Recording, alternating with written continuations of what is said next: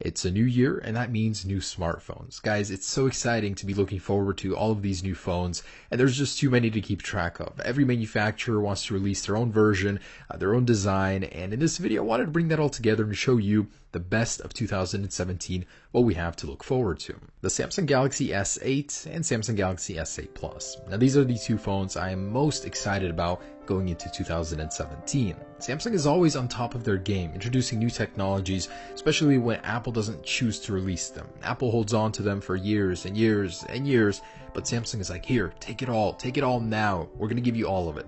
So for this year, the Samsung Galaxy S8 is going to be getting even bigger. The display is increasing in size, but bezels are shrinking. The war on bezels is going strong, and Samsung is winning that one, and I'm so happy for it. And although we won't be receiving 4K resolution on this phone, there will be other improvements, such as the P3 color gamut on the display, also a new RGB pixel structure, which means you'll get more vivid and brighter colors on that display. I just cannot wait for it. I'm an Apple guy, but Samsung always manages to get me excited. Now, a new leak actually shows that the display will be curved on the edges, just like the Mi Mix, so that's a very exciting change. It will be one of the sexiest phones in 2017, I'm almost sure of it. And sure, on paper the Samsung Galaxy S8 will be amazing. It will have so much improved technology, but the real showstopper is going to be the iPhone 8. A lot of people are going to pay attention to this one just because it will be such a radical change in design from what we're used to. We've had 3 years of the same looking basic design. The iPhone 8 is going to improve upon that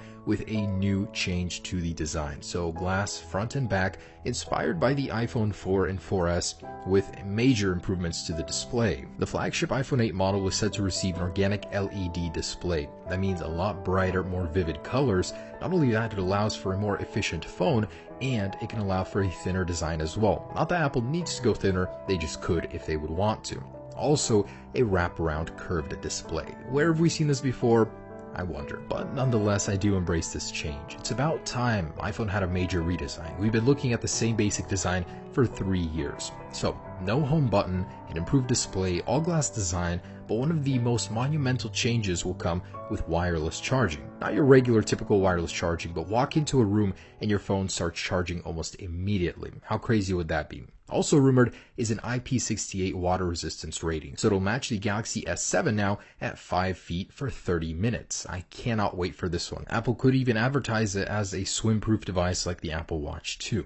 But that's not the only Apple product that's going to be released later this year. Also, the iPhone 7s. So although the iPhone 8 will be the larger flagship model, Apple will want to introduce 2 cheaper models as well for everyone that doesn't want to go all out. Now these will be an LCD equipped iPhone 7 upgrade. Basically the S means speed. So it'll be a much faster version of the iPhone 7, but mostly internal changes. Although it is said to receive a stainless steel chassis, it'll be the same overall design. It's unlikely that this model will have wireless charging, but it'll basically be a simple upgrade for people that don't want an organic LED curved edge iPhone. It'll be a more sensible phone for daily users. I know for the optimists out there, this one will not have a headphone jack. Once Apple's made a decision like that, they're not going back. It'll keep the home button just like the iPhone 7. Most of the changes again will be in the speed department, so expect some major improvements there, possibly the A10X chip from the iPads, although it's likely it could share the same chip with the iPhone 8, just keep most of the same design. And believe it or not, the Samsung Galaxy Note name will live on, so Samsung is not giving up on that brand just yet. Rising from the ashes of the Galaxy Note 7, like a phoenix, the Galaxy Note 8 will do much better and improve upon where the Note 7 failed. So the very first thing, obviously, is the battery issue. This time around, Samsung is going to be using LG's batteries, as they haven't had any issues with those, and this could actually be Samsung's first smartphone with a 4K display. Samsung usually likes to introduce the more complicated, advanced tech with the Note series, and this year we could be seeing the very same thing.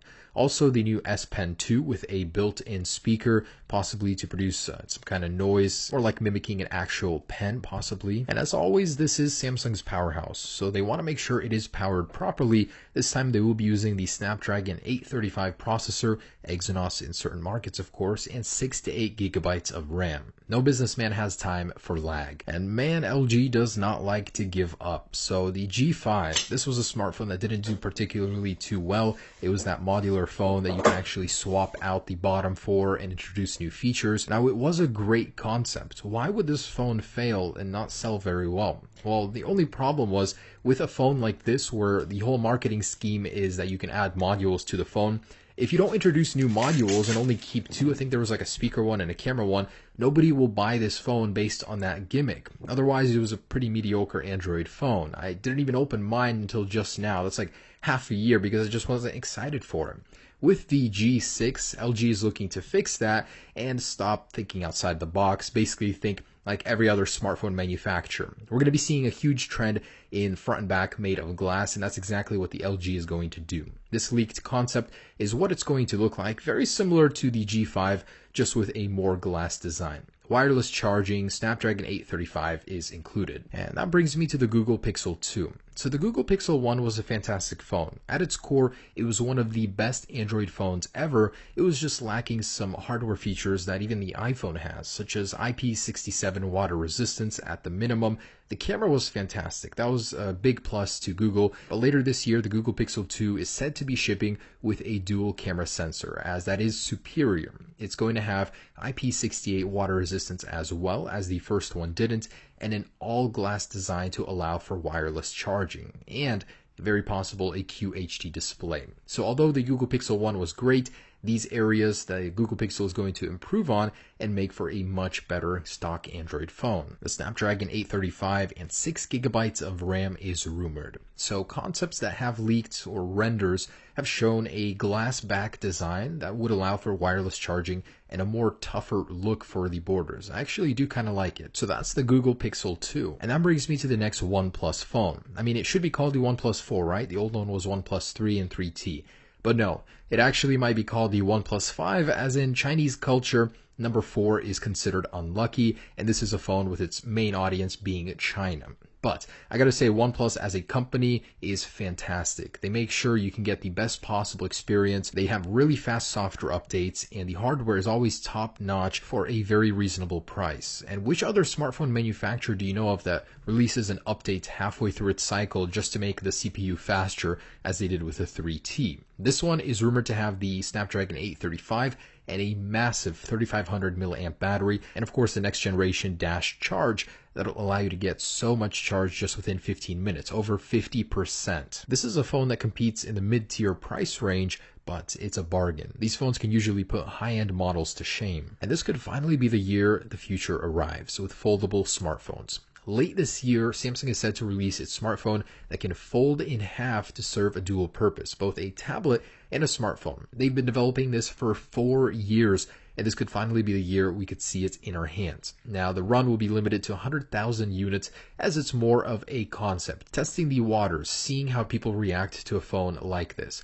Of course, the tech is only possible with an organic LED panel, and I'm so excited to see this because this could start a revolution in smartphones. And the HTC 11. Who here even remembers what this company is? They used to make good phones back in the day, but now, not so much. Their sales aren't doing very well, but they're hoping to turn that around this year with the HTC 11. They're returning to their roots with a dual lens camera setup, just like on the iPhone 7 Plus, but they had this even earlier on their HTC 8. So they're hoping to improve the camera.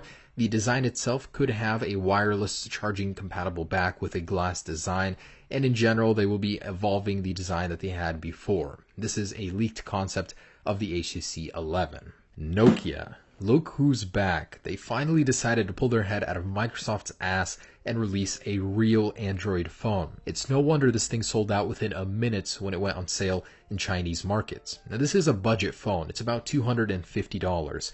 But for the price, it's quite amazing what they managed to stuff inside of it.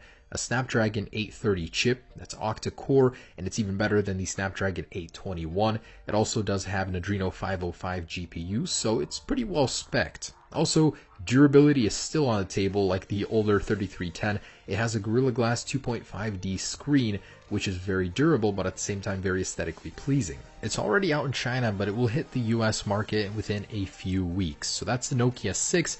Actually pretty excited for this one. And the very last one is the Xiaomi Mi series. So whether it's the Mix 2 or the Xiaomi Mi 6, this brand is actually ahead of its time. Known once for copying Apple, they're outdoing them now. They're using ceramics in materials, bone-conducting earpieces for calls, and even laser technology in the cameras. It's amazing how far ahead of the game they are. It's just not implemented totally well with the software. I wish they would introduce a better skin or just a stock Android ROM with it.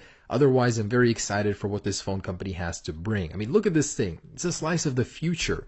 The borders, no bezels, it's just stunning. I cannot wait to see what they bring out next. And that's just a quick preview of the smartphones we have to look forward to. I'm really liking the trends I'm seeing. Water resistance, wireless charging, larger displays, less bezels, and a huge increase in speed. So I cannot wait to share all of these with you on my channel. Stay tuned for all of that, and I hope you enjoyed this video.